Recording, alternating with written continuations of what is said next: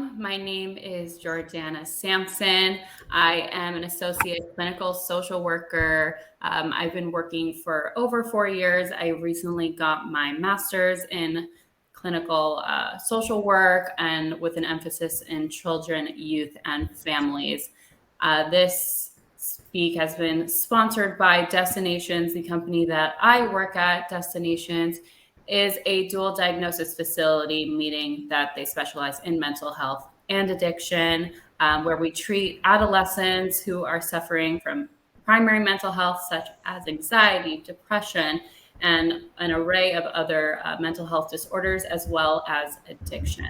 And I am joined by Dr. Ernest Katz, who has been a clinical and child psychologist for over 35 years. Hi, good morning. And it's a pleasure to be with you this morning and to address a topic which is extremely important, addiction across the age span. I would like to start off by talking about some Jewish perspectives. And let's see, Ardena, are you helping? Oh, we've got the slides here. Okay, so let's start at the very beginning of Bereshit, right? So we're talking about the beginning of the Torah.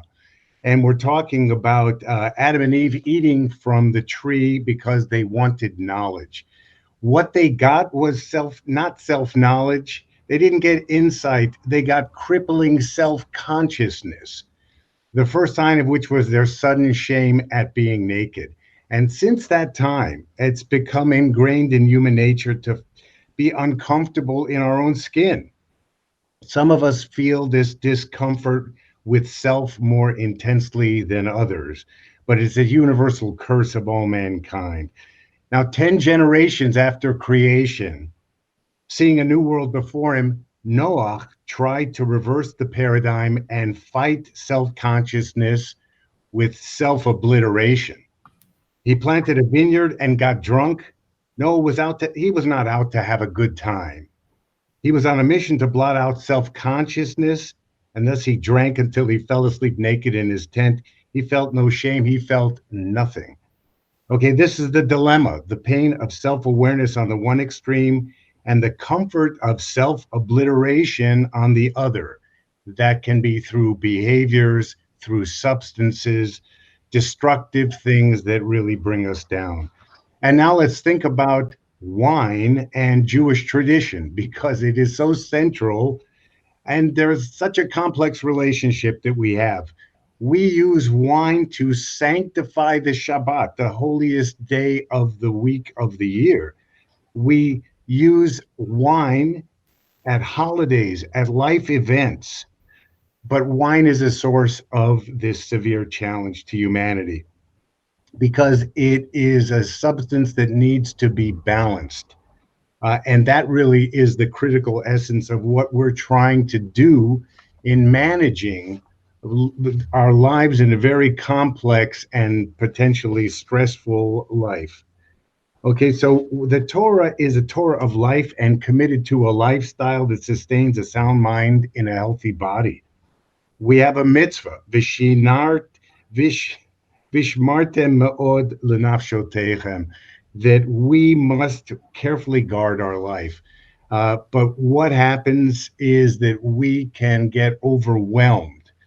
And now we have to turn to someone that has really helped us understand addiction and what we can do to overcome it, Rabbi Abraham Twersky, who was a giant, Olav Shalom, in the world of Torah scholarship and also in mainstream psychiatry and the world of addiction, because he really helped us understand that we must view addictions, and of course he was starting with alcoholism, but then working across various substances and even behaviors. We're talking about the need to do something to bring things back into balance.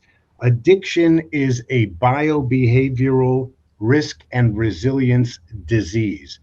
Okay, we have certain risk factors that make us more sensitive to using substances, be they alcohol or whatever, and the possibility that these substances really dull our experience, they mask our pain. It involves genetics, environment, education, and training. And of course, that's the purpose of a session like today's, to help us understand what can we do. First of all, understanding the nature of the disorders that we're experiencing and what can we do to manage it. And that, yes, Judaism has a very complex relationship. If we go back to wine and alcohol, where we're using wine for doing kiddush and to sanctify life, but then we also use wine to block out on Purim. Clearly, we want to get to a state of Adelo Yada, that we cannot tell the difference between Mordechai and Haman, and how disruptive and difficult that is for young people to understand that this is not an open invitation to get drunk. And we do have to be appreciative that many members of our adult from community also see that same imperative, that here's an opportunity or a time that we must go beyond. And what about kiddush clubs? And what are we showing to our children when we're, on the one hand, managing these wine and the capability that it has to create intense challenges with thoughts, feelings, and behavior, and we're managing it. So then we think that we're out of the woods, and that within Jewish circles we don't have problems with alcoholism or drug addiction, and of course we do. And the Kiddush Club is a paradigm of the complex relationship that exists today in many shuls, where people will embrace the idea of bringing expensive alcoholic beverages to shul to imbibe together with their friends, supposedly after davening, but we know that it might not be restricted to that. And so our children are seeing this, we're struggling with it. And in today's presentation, we hope to go through some of the types of substances that we have to be careful about, and then we're going to talk about treatment, something that was so very close to Rav Abraham Twersky's world when he helped us understand that the 12 steps of Alcoholics Anonymous are, even though they don't come from a Jewish perspective, they are very Jewish.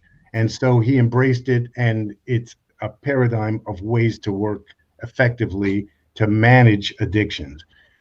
I'd like to bring Yardena back and help us go through different substances and elements of treatment. Yardena.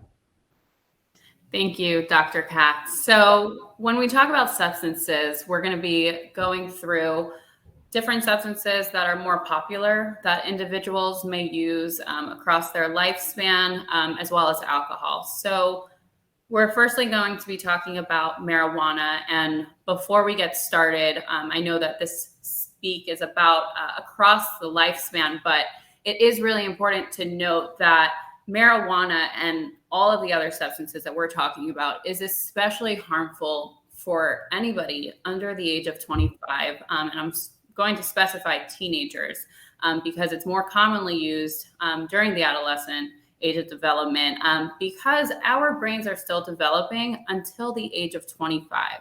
So using any sort of substances during this important growth period can lead to lifelong damage in brain function. This can be specifically found in learning, memory, decision-making, emotional regulation, impulse control, motor skills, so gross and fine motor skills, as well as coordination. So the first substance that we are going to be talking about is marijuana.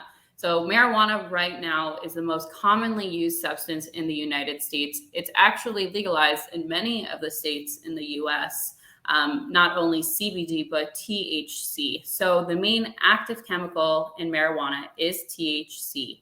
Now, I want to kind of differentiate that between CBD, which is an active numbing ingredient that a lot of individuals may use in creams. They'll put it on their body for joint pains, their muscle aches, but THC is completely different. So THC is actually known as the ingredient in marijuana that creates that active high.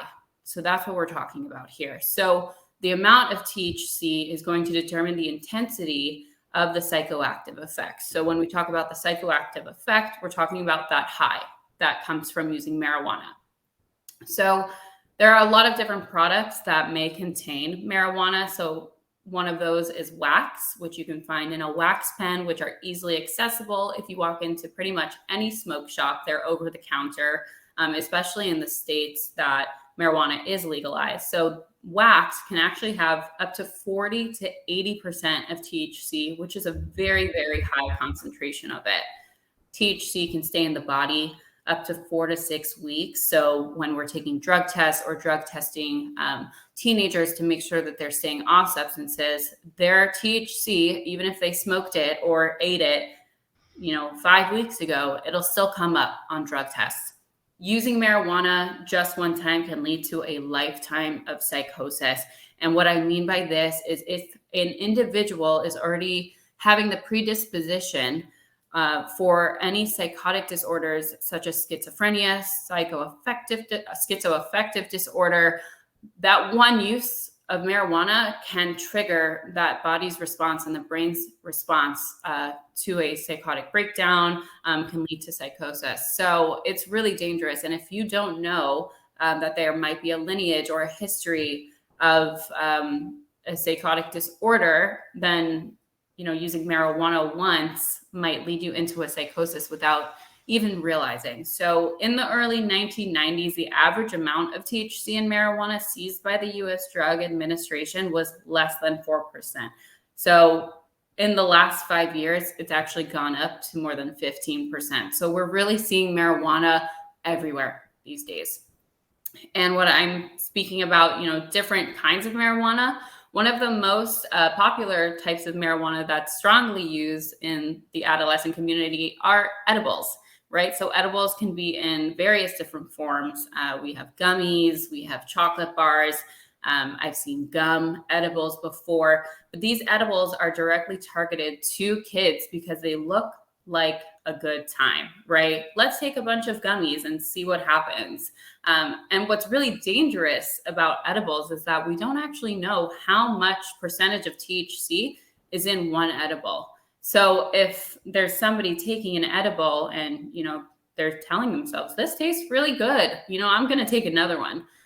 But lo and behold, there is a lot of THC in those edibles. And an hour later, they are high as a kite and they cannot function. And it could be a very scary experience for somebody who has never taken an edible or has never experienced a high before. So there are a lot of effects of marijuana. We're going to talk about the short-term and the long-term effects of marijuana. So just some short-term effects are problems with memory and learning. Right when we're in that high, we're not really coherent. We can't understand sometimes what people are saying. Maybe we're saying different things. We have impaired motivation. We have mood swings, possible paranoia or psychosis.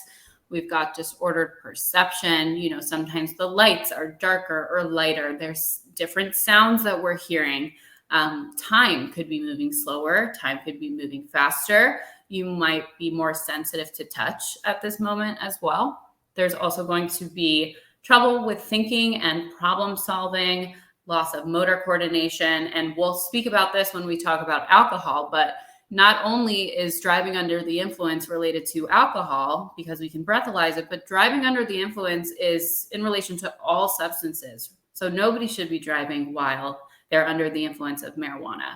You can also get an increased heart rate, increased anxiety, and of course, these effects are even greater when other drugs are mixed in. So when you're drinking alcohol, taking Xanax, pretty much any other substance. We have long-term effects of continued use of marijuana, which can be used as a coping skill.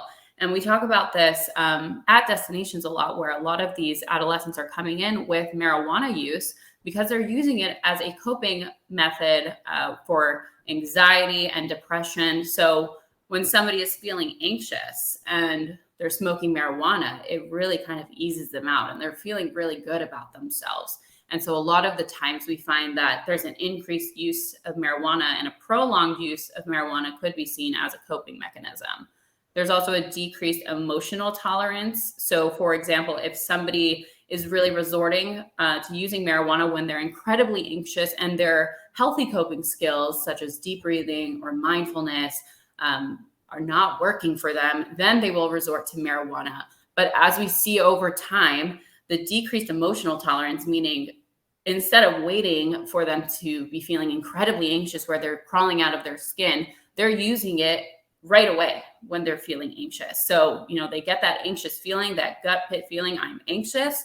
And right away, they're using marijuana before they're using any other coping mechanism. So that is the decreased emotional tolerance of it. We also have increased risk of chronic cough. So you're inhaling smoke. So any type of smoke can actually increase this risk, as well as bronchitis, increased risk in schizophrenia for vulnerable individuals, which I had touched on before. There's an increased risk of anxiety and depression, as well as attitude and personality changes, right? Who am I outside of my marijuana high? I don't know how to function in society without being high. I can't go into a social setting without being high, because then I don't want to be who I actually am. I'd rather be high in those settings. So now we're going to talk about vaping. So vaping is a new thing that I have seen over the past 10 years, specifically with high schoolers. I would say it's a really popular substance to use. But the American Lung Association has identified vaping as a potential health hazard. So inhaling these chemicals can lead to coughing, wheezing, a burning sore throat, and sinus issues. So similarly to marijuana, when you're inhaling it, it can lead to upper respiratory issues. So nicotine in a Juul pod, which I've actually put the picture of what a Juul looks like for anybody who was wondering, it is this little pen. It's probably about this big, but it contains a lot of nicotine. So one Juul pod, which you put into that vape, is equivalent to 1 pack of cigarettes. So if you're needing to replace your Juul pod every other day, you are smoking 1 pack of cigarettes every other day, at least. A pod mod is another type of vaping tool that individuals can use, but it's actually 2 to 10 times more concentrated with nicotine than a Juul is. And vaping among teens is really popular. People do it to fit in social settings. People do it because it looks cool that they're puffing out the smoke. But really, they're just smoking nicotine. And so there's a big barrier to stopping with smoking nicotine, as well as there's a barrier to stopping smoking cigarettes. They're addicted, right? Nicotine is an addictive substance. And so stopping to smoke using a vape is incredibly difficult for teens, especially because they're utilizing it all day, just thinking, maybe it's a cool thing to do. Everyone at school is using it. But it's really hard to stop, because at the end of the day, they're addicted to the nicotine. Yeah, So go ahead. Yeah, just important to point out too that sometimes we think because our children might be attending private Jewish schools or even in colleges or yeshivot, post high school yeshivas, these substances are everywhere, and people are using them and can use them surreptitiously and think that they're not doing anything wrong. They're just augmenting their experience a little bit, and it seems pretty benign. And there are a lot of young adults and adults who are also continuing to do these behaviors as they move through the age spectrum. Back to you, Yarden. Thank you, Dr. Katz. So it's important to notice also the effects of vaping. So there are a lot of reports of nicotine overdosing because there are so many different ways to be inhaling and smoking. Nicotine specifically, there's a lot more overdoses. Vaping can also increase symptoms of anxiety. So for example, if somebody is heavily dependent on a vape and they don't have it with them, they're in a social setting and they use the vape to calm their anxiety, it can actually increase the symptoms of anxiety if you don't have it, right? So withdrawal symptoms is the increase of the anxiety. Teens are more susceptible to addiction because their brains are still developing, as we touched on in the first slide. Up until the age of 25, brains are still developing. So they're more susceptible to that addiction. Nicotine can also cause physical damages to the brain. There's also physical symptoms that an individual can feel, like abdominal pain, increased heart rate, headache, confusion, agitation, restlessness. And these can actually be heightened symptoms when an individual might be going through withdrawals and trying to stop smoking as well. There's also symptoms of nicotine poisoning, such as nausea, vomiting, increased blood pressure, extreme fatigue, dizziness, headache, increased anxiety, and vision changes. So now we're going to talk about alcohol. So alcohol is actually probably the most popular substance that is used across all of the ages, right? So when we're talking about alcohol, we're talking about wine, tequila, beer, vodka, pretty much anything. So underage drinking is a risk factor for heavy drinking later in life. When you're drinking at 15 and you're having, 1 shot of alcohol, 2 shots of alcohol, and you're continuing on that path into your 20s, into your 30s, and later in life, your tolerance is going to increase, right? So instead of when you were 15 years old and 2 shots and you were drunk and that was a good time, fast forward 5 years later, you're now at 3 shots, maybe 4 shots. So you're increasing your tolerance to be able to feel that same effect of the alcohol over time, which can lead to heavy drinking later in life when you're trying to get the same effect as that. There's also a major risk factor for death from injuries. So we're talking about car accidents, right? That's why we have breathalyzers when the police pull somebody over and they believe that they're under the influence, and we have a breathalyzer to confirm or deny that. But car accidents, right? Thinking that you're fine, taking your keys after 2 drinks, going out to a bar with a friend. Any alcohol that you put into your body, you're already under the influence, regardless if you're feeling drunk or not. There's also increased homicides and suicides. And it also plays a significant role in engaging in risky behavior. So maybe under the influence, you're engaging in behaviors that you might not do when you're sober. And that's a really common thing, specifically in teenagers. But it's also a central nervous system depressant. So alcohol, we kind of categorize it as a depressant. So it's numbing those emotions that you're feeling, right? If you're really upset at somebody, you just got into an argument with your spouse and you go pop a bottle of wine open so that you can suppress those emotions and suppress those feelings and calm yourself down. So drinking alcohol, as Dr. Katz had touched on earlier, is actually seen as what we think as a requirement through Judaism, which can lead to individuals drinking an excess amount that go outside of these requirements. So with Purim that passed, drinking until you can't tell the difference between Haman and Mordecai. Those are 2 very different individuals that a sober person can very particularly pick out in a lineup. But if we're saying, drink until you can't tell the difference, that is a large amount of alcohol that can really cause impairs in an individual's way of thinking. And it can be very scary. And also with Pesach that just passed, we have the requirement to drink the 4 glasses of wine throughout the Seder. And I know for myself, after that first glass, I'm already drinking grape juice. But for some individuals, they really see it as a requirement to have 4 glasses of wine. And maybe after the second glass of wine, they're already drunk, but they have 2 more to go. And they are plastered at the end of the Seder.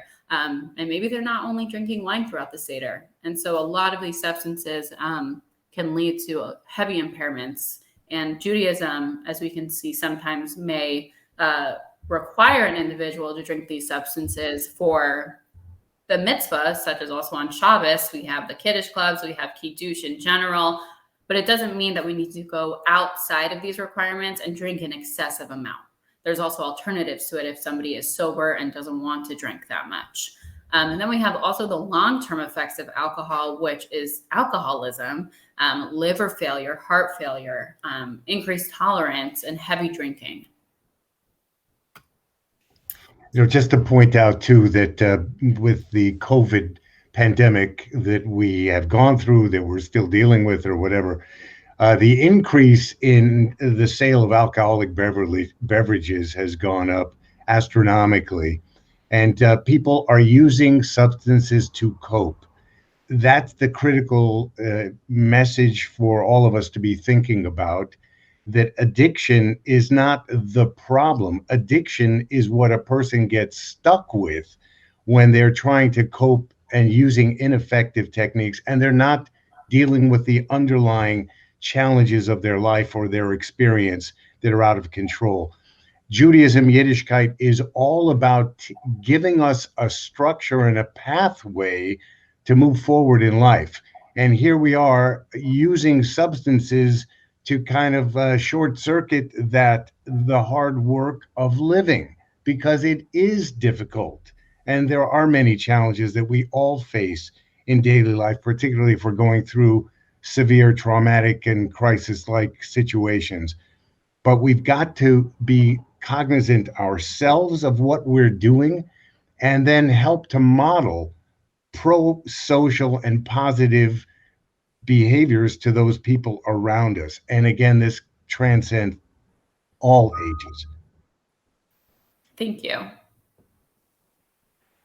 So, as well as when we're talking about other substances, we also want to talk about the substances that are not as easily accessible to us, such as pills, because these are prescribed medications that we're talking about. But if an individual goes through surgery, or they're having heightened anxiety and a psychiatrist prescribes these medications to them, there's an increased risk factor for them to be overusing these and self-medicating with them as well. So the two, or I should say the three most popular pills that we're going to be talking about are Xanax and Oxys. And when I say Oxys, I mean oxycodone and Oxycontin.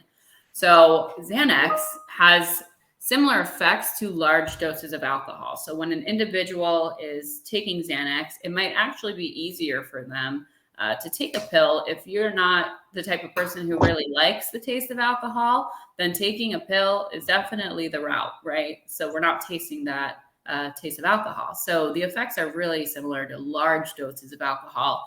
But obviously combining Xanax with alcohol is the perfect storm, right? We're talking about overdoses. Very much so the person will be incredibly drunk and impaired, and it's a pretty scary experience for those individuals. But sometimes that's what the individual is looking for when alcohol is just not enough. So oxys actually activates the body's endorphins. So in low doses, that means it can induce a euphoria, which could be like a high. From what people have told me, their euphorias have been highs from the oxys, but you can also have increased drowsiness and slowed breathing. So you're very relaxed and kind of sifting through life and relaxing and going with the groove of things. But in high doses, these can actually result in death, especially when it's mixed with alcohol. And, doctors will warn their patients, do not mix these medications with alcohol. And sometimes people just won't listen. And withdrawals from these pills can be lasting and incredibly severe. You can have incredible nausea, vomiting, migraines that can last for weeks. So what are the dangers of using drugs and alcohol? And I think that we had touched upon this when we went through the slides, but mixing stimulants and depressants, what I was just saying before, is the perfect storm. You're getting the high and you're getting the low. And so the stimulants are the ones that are telling you, go, go, go. I'm on top of the world. I can do anything. But mixing it with a depressant, such as alcohol, can lower that. So you're here and you're there and you're high and you're low. And it's scary for an individual who is on that. But again, a lot of the times people are seeking that feeling. Using substances, if you're on a psychotropic medication, that can incredibly impair the way that you behave. It can increase your emotions. So when I say that, I mean, if you're already feeling anxious and so you're taking an anti-anxiety medication, but then you're mixing in marijuana or you're mixing in alcohol, you can feel even more anxious, even though when you're doing it, you might think, oh, this might help me in the moment, but inadvertently, it's actually making you way more anxious. It's a lot easier to buy drugs these days. Unfortunately, street drugs is what we call them. It's really easy to buy street drugs, but it can be very scary to take those as well because you do not know what is in them.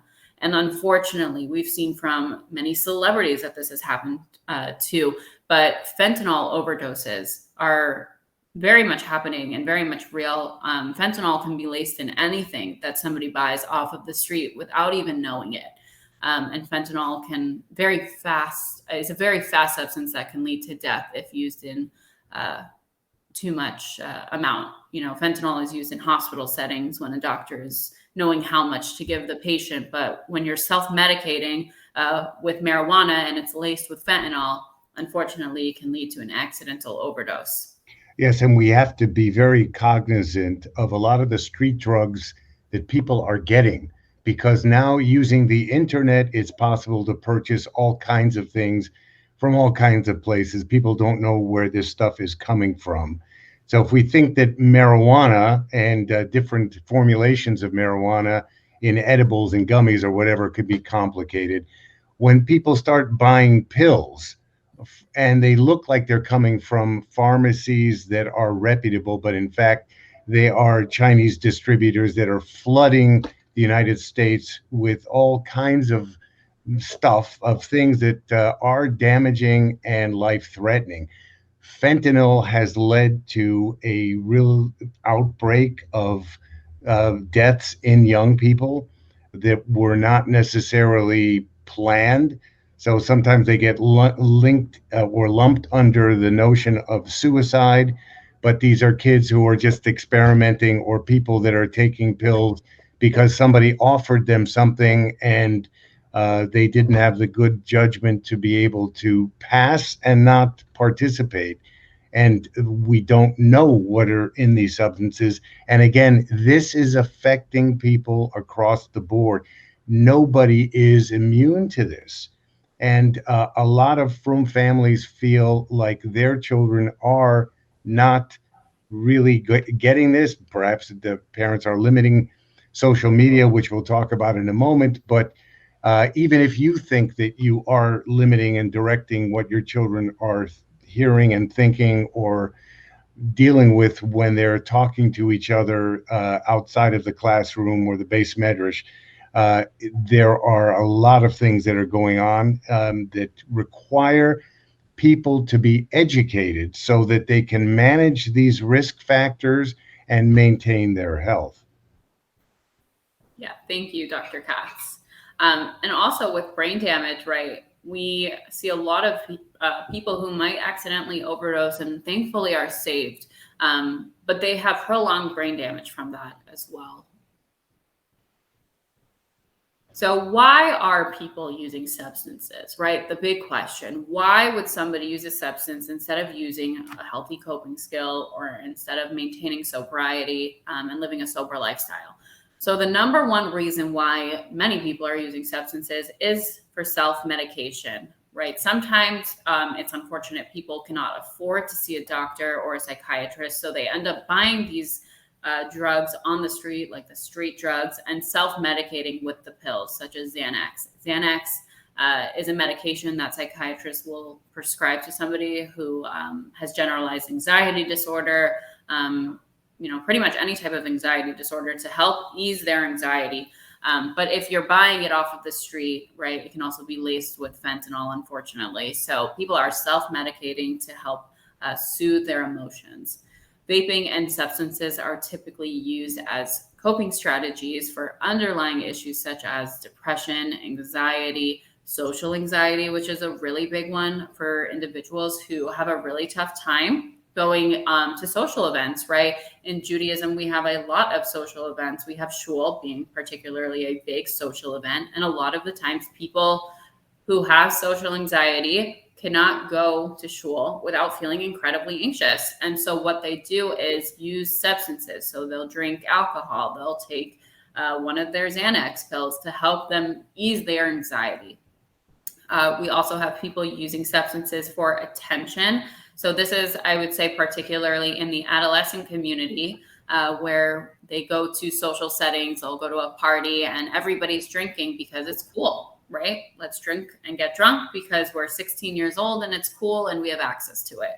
So they're doing it a lot for attention seeking. Also anger, as I mentioned before, let's say two individuals who are married get into an argument and they're incredibly angry with each other and they open a bottle of wine to calm down. So they're using substances to help alter their moods. We also have that social connection and the sense of belonging, like Dr. Katz was saying, the kiddush clubs at shul. Even if they're not happening during shul, they're happening after shul, and people are going hanging out with each other, a sense of belonging, and it's welcoming for every individual to be attending these kiddish clubs. Coming back to how using these kinds of substances can lead people to a false sense of feeling better, but they're not dealing with the challenges or the problems. And there still is a great stigma against seeking mental health support or supportive services. So rather than making an appointment or following through or talking to somebody who has the training and the expertise to help people deal with these challenging life experiences, young people of all ages are going for the easy fix. Why should I invest in psychotherapy? I have to go talk to somebody. I have to acknowledge there's a problem.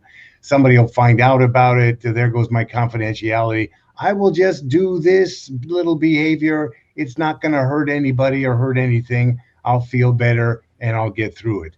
But we get into these downward spirals of addiction where people are getting into challenging situations where they cannot get out of it, and then they require interventions that are very significant, and we'll talk a little bit about those. And the challenges become compounded. They don't go away over time. Many times I'll hear parents talking about their adolescents who are acting inappropriately. Oh, it's not a problem. They'll grow out of it. But without the proper support, guidance, and direction, people do not just naturally bounce back as if we're a rubber band being stressed and then we're going to go back to the regular shape. Their experiences and their underlying biology can sometimes get them into significant problems that cannot be extricated very easily. That's very true, Dr. Katz. So this isn't a substance, but this is a problem that is seen across the ages. So when we talk about addiction, it's really important to talk about social media, because social media can be categorized as a behavioral addiction. So social media behavioral addiction is an uncontrollable urge to log on or use social media and devoting so much time and effort to social media that it impairs other important life areas. So how many of us are at a family simcha, at a family barbecue even, and we are on that phone, we are checking Instagram, we are checking Facebook, Twitter updates. I know a lot of the times people, for news, they're checking constantly, especially what's going on with Israel nowadays, where people are getting their news from social media, which is an incredible platform, but checking it constantly and so much, and this uncontrollable urge to log on is really impairing other important areas of their life. And there's undeniably a link between social media use and negative mental health and low self-esteem. So what we're seeing in social media these days and the messages that we're seeing can inadequately lower an individual's self-esteem. So while social media platforms have their benefits, there are also, negative consequences to using social media, such as using them too frequently, which can make people feel increasingly unhappy and isolated, which is what we saw a lot during the pandemic as well, where people couldn't go out, so they were isolating themselves, using their phones for hours on end, using their computers, checking Instagram, Facebook, Twitter, WhatsApp messaging. And so people felt really isolated during that time, and so they isolated even more. There's also advertisements and posts that are specifically designed to appeal to users based on their interests. So I'll just talk about personally a story where I was sitting with my husband and our phones are right next to us on the couch, and we're talking about dogs, right? We're talking about dogs. Should we get a dog? And it was a 5-minute conversation, but I opened my Instagram 5 minutes later, and what did I see pop up on my phone was an advertisement for a local dog rescue shelter. So they're targeting individuals. They are hearing what you're saying. The phones are picking up on conversations that you're having with each other, and they are designing these advertisements for you. So And a point to make too is many people feel like a kosher phone, giving your young person a kosher phone, or even an adult managing their lives and not using a smartphone because they are aware of all of these sensitivities and inappropriate materials. And we didn't get into pornography at all, but talk about a downward spiral that a person can get into. So people think that if they have a kosher phone, their children, their family members are protected. But the reality is that many of those people also have a smartphone. And many young people in yeshivas and Beis Yaakovs around the world have figured out how to have their kosher phone visible, and then their second phone actually unknown to adults, parents, or mechanchot or mechanchim. So we're not out of the woods. And we do have a responsibility to help train people in how to use this material and how to block it. Parents need to be much more aware of blocking software, and even adults. And I am working in my practice with many adults in the frum community who are dealing with addictions to inappropriate material they're getting online. So the social media is kind of like the comparison with somebody else and the perfect people who have perfect lives, which can really be damaging.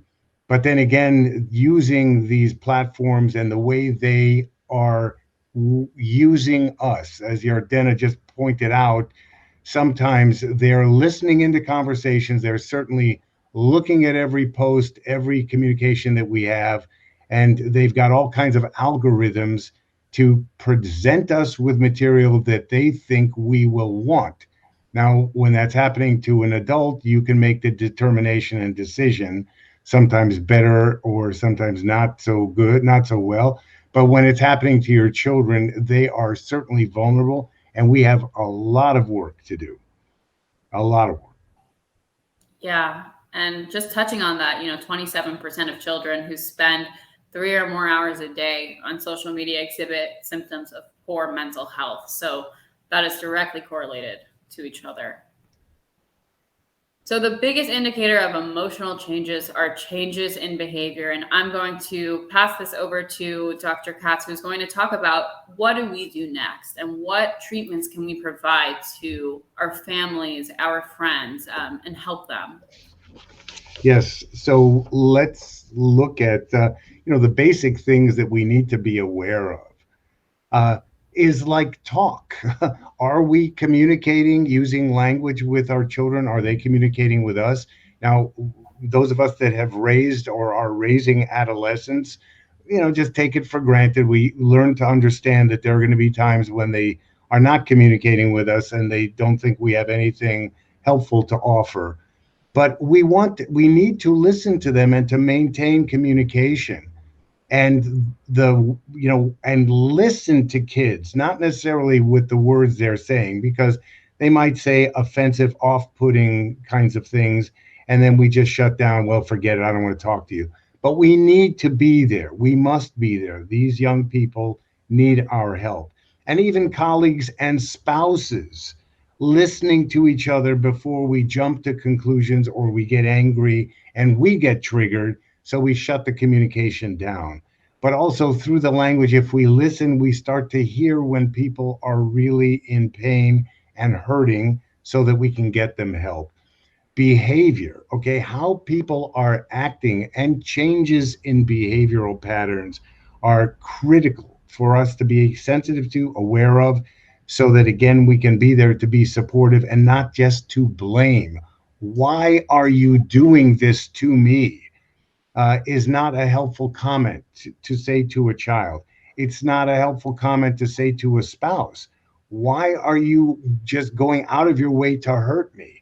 Now, things may be happening that make the person perceive behaviors in a certain way. And that is, again, a place where sometimes professional help is necessary to help people get out of these negative patterns of interacting.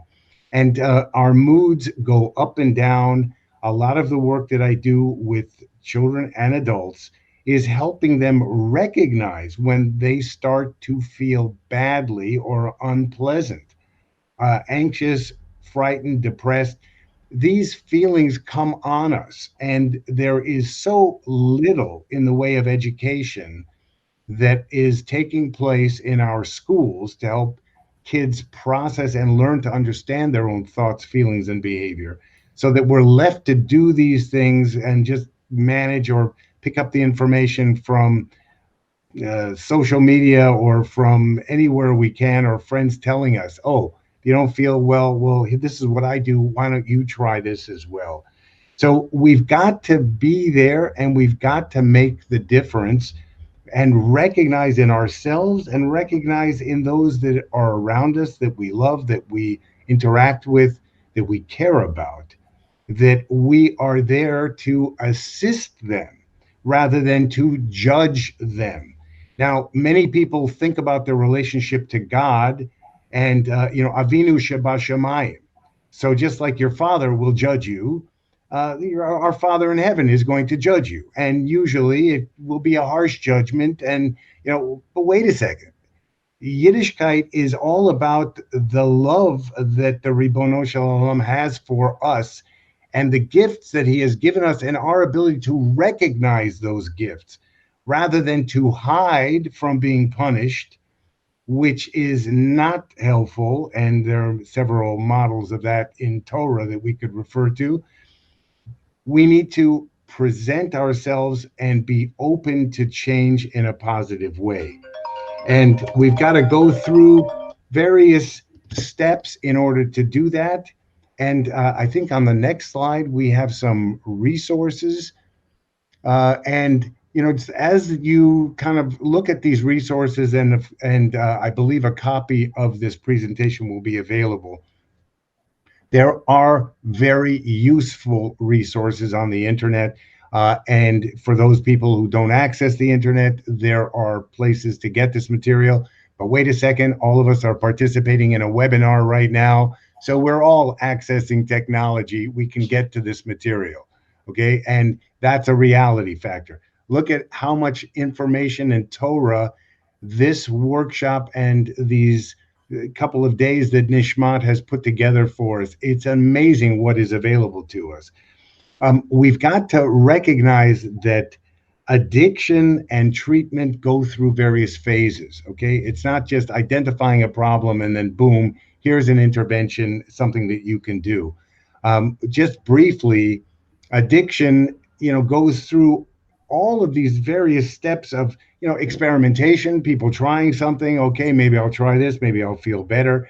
They move to using different substances in a hidden way so that they don't want other people to necessarily know about this. They're doing it in private. Addiction is really related very many times, very often, to life crises and challenges that people are having. And there are these emotional ups and downs, and then finding people who are supporting our habits, whatever they might be. And if they're great habits, that's what we want to encourage people to get involved in healthy communities where they can be supported, help young people who are having difficulties transition into healthy communities and environments and activities rather than hanging out with those kids or doing the things that are going to lead to difficulties. Once we recognize that somebody needs help, initiating treatment can sometimes be extremely complicated, and getting somebody who needs to be in treatment to participate willingly in treatment can be a very difficult challenge, and it can take an extended period of time. So, in the 12 steps of the Alcoholics Anonymous program, which is now the model for programs that include supportive communities, teaching people alternative coping techniques, we recognize that people are going to fail. And many times people will start some form of treatment, they'll drop out. I don't need this. This isn't for me. They get into more difficulties. Family members, friends bring them to treatment. They come back to it. They go in and out and in and out. Recidivism is very high with substance abusers. People have a likelihood of going back unless they are involved in some kind of ongoing supportive care. So we really now have to think about substance addictions as being a lifelong condition. So somebody who was susceptible at one stage in their life will still be susceptible. The biological things that the genetics that they were born with are still there. Their circumstances might change, but we have to help them, and we have to be aware that it's an up and down process. And just like Sha'arei Shamayim never close, the gates of heaven do not close. God does not turn his back on us, on any of us, no matter how far we have fallen, how low we have gone. We have a way back. But when people give up and feel like there is no way back, my community, my family, my friends, nobody will be there for me or wants me to participate or be a part of their life.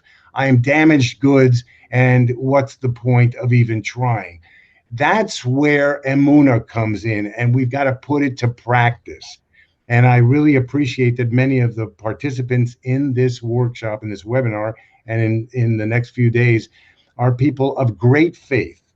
And we have to learn how to bring our emuna into the real world where the rubber hits the road. And as Rabbi Twersky, Olav Shalom, pointed out to us, it's not enough to be frum. It's what are we going to do with that knowledge and with that experience? It's going to improve the world we live in and the world for our fellow man, woman, and the children that we are entrusted in our care. It looks like we're out of time. So do we have time for questions? Yes, I believe we do have time for questions. If anybody, well, thank you all for listening, and thank you, Dr. Cox, for this incredible presentation and your knowledge. But we wanted to open the floor. If anybody has any questions, we'd be happy to answer them.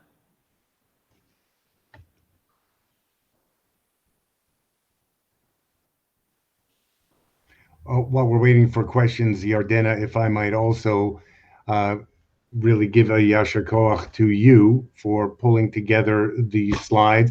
Your work with destinations and your organization is on the front lines of working with young people and their families, because an addiction is not an individual disorder. It's not a disease of one person. Every person belongs to a family, a social network, and many times we need to work with everyone in order to make things better. So thank you for all you do. Thank you.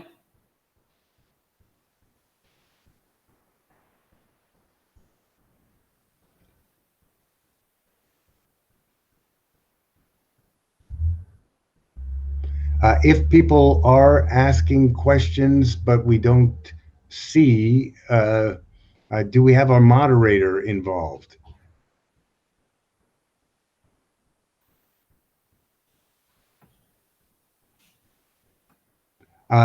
If people are still able to hear us, which we hope you can, and you do have questions, please look for the contact information to be able to get to us individually, because your input is extremely important.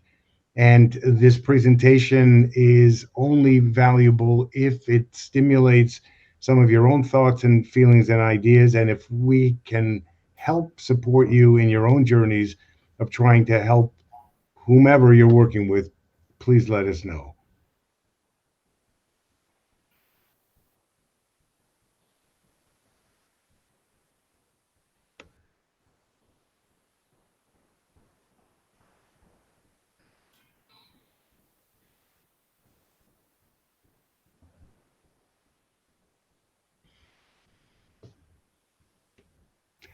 Well, Yardena, do you have any questions? I don't have any questions, but if anybody does need any support or any help from myself, getting a child specifically into treatment is an incredibly difficult decision as a parent to make, because it might be involuntary. We see a lot of involuntary clients come in whose parents are bringing them to treatment because of their drug use or their mental health is greatly suffering. It's an incredibly tough decision to make, and we do provide support for families as well. And that's for anybody at any age going through treatment, right? It's not only the individual that we're treating, we are treating the entire family. And I just want everybody to recognize that, you're not alone and you're going through this, and we're creating a support system for this individual.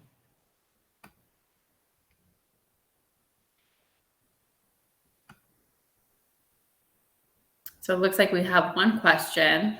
Do you have tips on how to approach a husband who drinks too much at Kiddish Club? I'd like to, thank you for asking that question of us.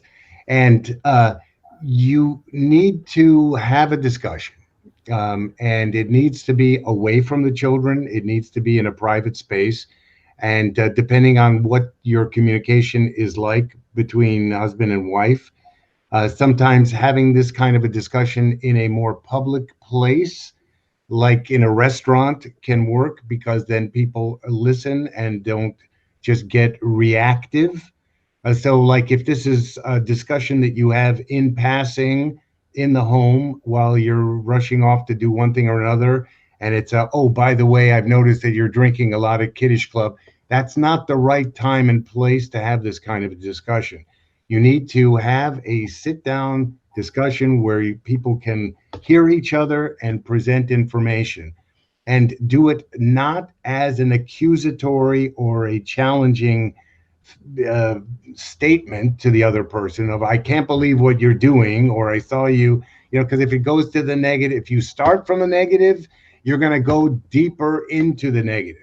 So you need to be respectful and kind of like start your discussion from a place of something like, I've noticed lately that you're drinking more, or that you're coming home from school and you seem to be a little bit inebriated. What's going on? Let your spouse, talk about it. And because very likely he will discount you and what you're seeing, and kind of like come back to, no, no, no, it's just a small thing. I'm just doing this together with other people, and it's no problem. The kids are not around, or we shoo them out of the room so that they don't see what we're doing, and it's just a private thing. And why are you trying to stop all of my fun? So you need to kind of like listen and try not to be overreactive yourself. And this is where a third party helping to mediate, it could be it could be a rabbi, it could be a community member who you both trust, or it certainly could be a mental health professional, but a third party, to help the communication stay in a respectful zone, because couples very rapidly deteriorate in their communication and start accusing each other. And what do you mean? I do this? Well, I don't tell you what to do. You don't, you do things that I don't like. And the next thing you know, you're off and running, and you're talking about everything but the underlying issue. Yeah, perhaps the husband does have some stressful experiences going on in work, and that he may or may not be disclosing to other family members or even to a wife. And this can go in the other direction too. So it's spouses it can be men or women who are using different kinds of things in ways that the other member of the dyad is recognizing. So you need to start and have a communication and a dialogue, and build in a positive way, step by step. Look, we need to kind of like manage this a little differently, because when you come home from school and you're not available, so the rest of the afternoon you're sleeping, or you're not interacting with the kids, I need some help with that. So that's a very different discussion, rather than accusing or blaming, which is not likely to lead anywhere positive. Yeah, I agree with that. And then there was also another question on how to explain substances to kids, such as wine and cannabis, that are now legal in Canada and some states in the US. And so for that, it's really basing off of communication again, right? If you feel like it's an appropriate conversation, if you have a teenager in the house who can very much read the signs. There are billboards everywhere, especially where I am in Los Angeles, California. There are billboards for dispensaries everywhere nowadays. And so having an open line of communication and conversation of this is what the substance is, this is what it can do, and these are the effects of the substance, so wine or cannabis, and just really explaining, you are underage at this point. But if it comes to a time where you want to experiment, you're a teenager, I'm here for you. And really getting on the same level as the child who is wanting to experiment. Or, the worst thing that I have and what I see with parents a lot is the accusatory language that they have towards their children. You did this, you're ruining our family, you're drinking too much. I can't believe you did this. How could you do this to us? And it's, once the parent understands that it has to become an open line of communication in order for the child to trust them, and, I made a mistake, I'm going to come to the parent to tell them the mistake that I made, it becomes much more of a validating experience and a validating relationship for the child as well. So, really explaining to them, this is the substance, this is what can happen, these are the prolonged effects of what can happen, and these are some of the negative consequences that come with that, and this is what can happen.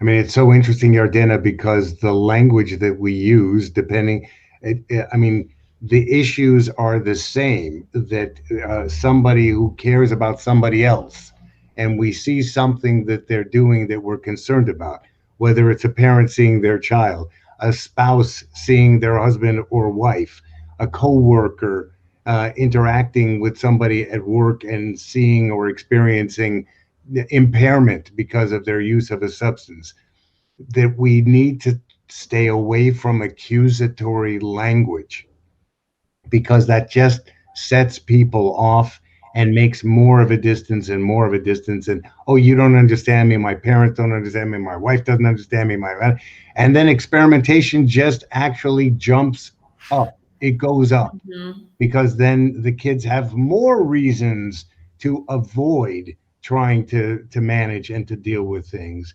And I would say that if we look to our Masorah, our Jewish traditions, and using, our relationship to God as a model, as a metaphor and a model. I mean, there are real structural things of like not turning away, not trying to hide, but being there and listening, and then being able to provide some directive steps to kind of like help the person that is hurting, because somebody that's using substances is using them for a reason. Something is off balance in their life and they need help to do this, and the substances are making it harder for them to do things.